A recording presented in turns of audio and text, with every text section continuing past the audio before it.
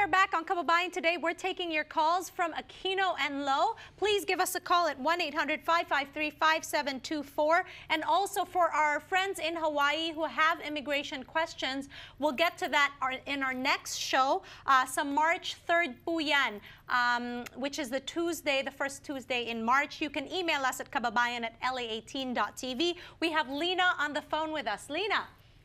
Yeah, hi. I just have... Hello? I can... Yes, we're here. Hear you. Hello? Nandito po kami.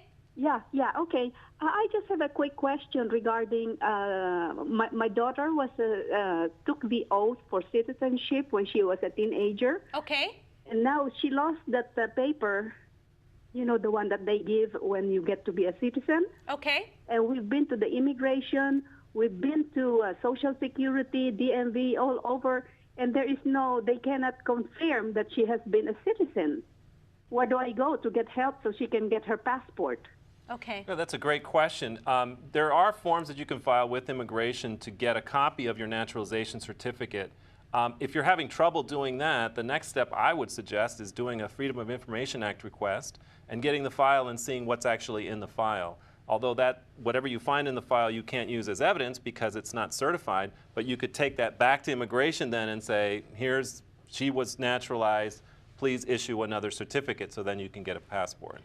And actually, in her situation, she indicated that her daughter was a teenager. Yes. And actually, in order to be eligible to naturalize as a citizen, you have to be 18 years old. So I'm thinking perhaps that her daughter automatically acquired citizenship instead of became a naturalized citizen. And so maybe they had previously obtained a passport and maybe never obtained a certificate of citizenship, okay, which is what you're issued when you derive it. And so maybe that's why there's no record even with the USCIS. Okay, all right. We have a call. Si Joey is on the line with us. Joey, ano po yung tanong ninyo? Good afternoon, Giselle. Hello.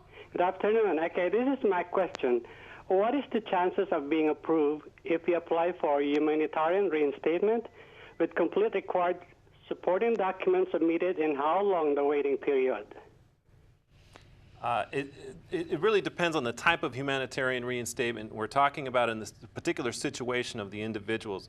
In the typical humanitarian reinstatement where the beneficiary is outside of the United States, there's really not a set time frame or way to know exactly how long that's going to take, because that's basically done at the discretion of USCIS. So they take in these humanitarian requests. They decide on their own whether or not they're going to actually reinstate it or not.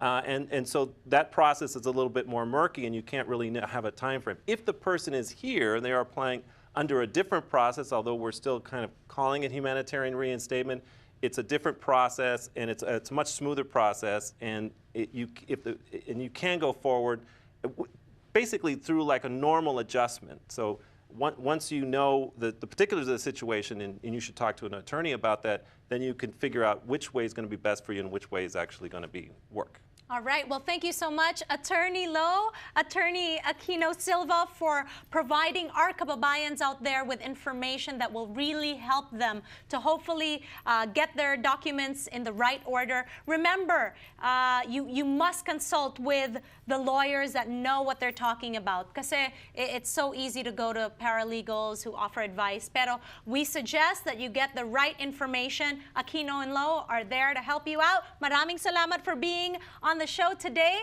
and thank you very much to all our kababayans who have called. Remember, if you are in Hawaii, we did not go live today there, but you can email us with your immigration questions at kababayan@la18.tv, and we'll get to that in March 3rd here on Kababyan Today. So mark that down in your calendar. Maraming salamat po. Ako po si G. Tonji. We'll see you all again tomorrow.